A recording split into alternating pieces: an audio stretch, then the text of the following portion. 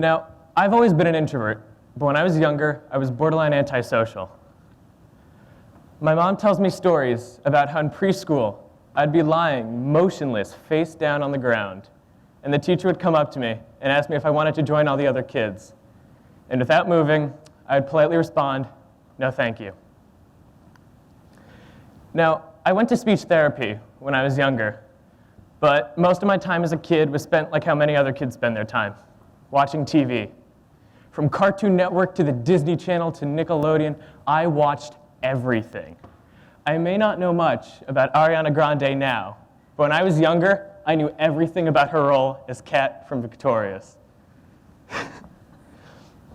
I watched a lot of TV when I was really young, and unfortunately, that had to end at around 6th grade, when school started an hour earlier.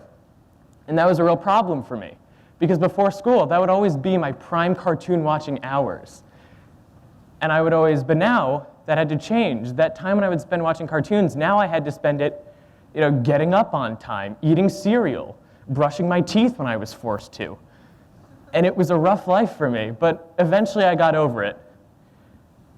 And then I kind of just stopped watching TV altogether at some point.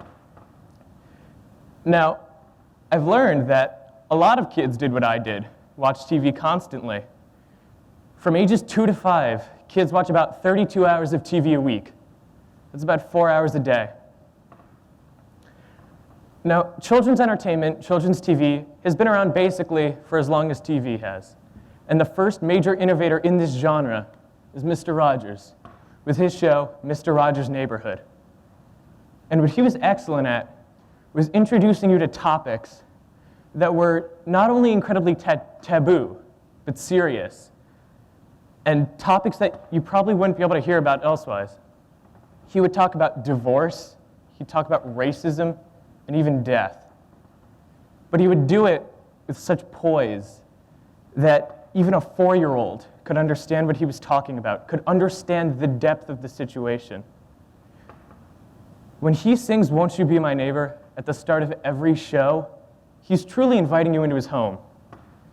He's letting you be welcome. He's inviting you in so that he can talk to you like a normal person. And as a 4-year-old, that's pretty incredible. Even now, as a sophomore in high school, I can still watch his episodes, and I feel like I'm truly being talked to, being listened to, by some guy who was on TV 30 years ago. Now, Mr. Rogers' Neighborhood was popular around a time when children's content was limited. If you wanted to see cartoons or most other types of content, you had to wait for Saturday mornings, the time when most major TV stations would publicly put out a ton of children's content, and kids would be excited to wake up every Saturday morning in order to be able to see it. But with the 80s and 90s, that came to a change. It was no longer about a select few hours at the start of a Saturday. It was constant, 24/7, with channels like Cartoon Network and Nickelodeon. These channels signaled a major shift in children's content. It was no longer about educating children. It was about advertising to them. Take, for instance, the Power Rangers. They're iconic. And they're not only that, but they're also extremely marketable. And the creators knew that. When you watch the show, you don't just want to watch the show. You want to do everything else. You want to watch the movie. You want to buy the shirt. You want to buy the hat, the toys, the merchandise, everything. These characters draw you in and get you to buy more. But even now, this style isn't even really popular. Now we live in the digital age, where services like YouTube, Netflix, and Hulu are all the rage. And this has signaled a new major shift, because take YouTube, for instance. YouTube is a free platform that anybody can watch and anybody can upload to, which has created a problem for monitoring children's entertainment. YouTube's solution to this has been YouTube Kids, which is a platform that is specially designed to produce content for kids. But this content that they're producing isn't exactly fulfilling. About a week ago, I decided to journey onto YouTube Kids to see what I would find out of the platform. And I lasted about 15 minutes before uninstalling the app out of disgust. You see, what they do is they'll take two things that are relatively popular and they'll just kind of combine it together for a 15-minute video that they can put ads on. Do you like Frozen? Do you like Elsa from Frozen? Do you enjoy cooking?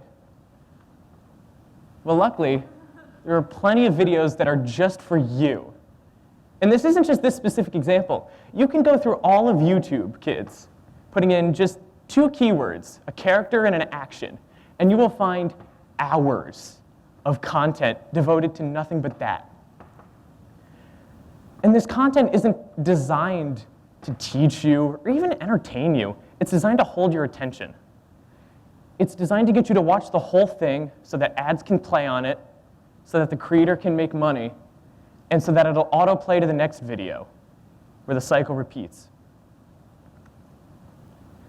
Now, Netflix and Hulu are slightly different. They're paid platforms. But these platforms still have problems. Now, they don't just allow anyone to upload to their platform. You have to be approved by Netflix and Hulu if you want your stuff on the platform.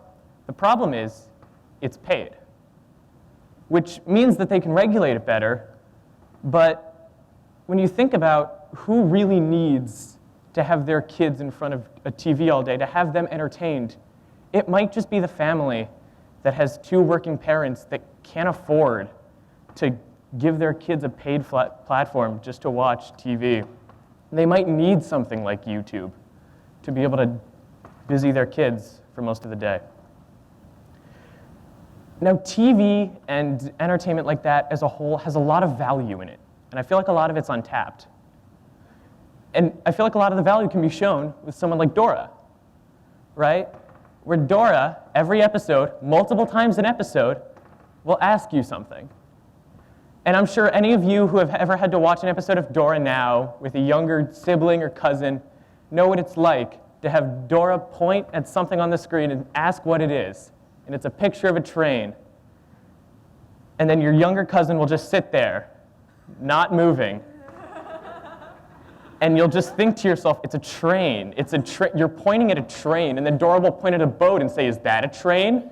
You're like, no, that's not a train, that's a boat. I know that that's not a train. And then she'll point at a car and say, is this, like, no, this is the same problem as the last time. Still not a train. And this will go on for what feels like an endless amount of time until finally, somehow like a miracle, your younger cousin will just whisper, a train? And then Dora will say, congratulations, it's a train. And yeah, to us it's kind of mindless, but to kids it gives them a sense of interactivity. It gives them a chance to find the answer. It's allowing kids to almost expand their minds, to be able to really learn something. And that type of content nowadays is being produced less and less. Somebody like Mr. Rogers, who produced episodes every day, about 20 minutes a week, educational, low production, really, couldn't last in today's children's market. His style of humor, of kindness, his way that he could abruptly go from episodes about making crayons or making balloons to the serious problems that come with racism in our country is unheard of, even today. And I feel like it's easy for a lot of people to not understand the full weight of someone like Mr. Rogers. Because once you grow up, even 6 or 7 years old, you kind of already have the built-in skills to deal with a lot of your problems that people think characters like Mr. Rogers become obsolete. I mean, take me, for instance. This is a photo of me when I was probably around the 4th grade. In 4th grade, I remember during recess, I would be standing outside of the building, just kind of my back against the wall, not really moving. And I'd be watching everybody else go on the swings, play basketball, and I'd just kind of be standing there. And the teachers would come up to me and ask me if I wanted to join the others. And I would always respond, no, thank you. Thank you.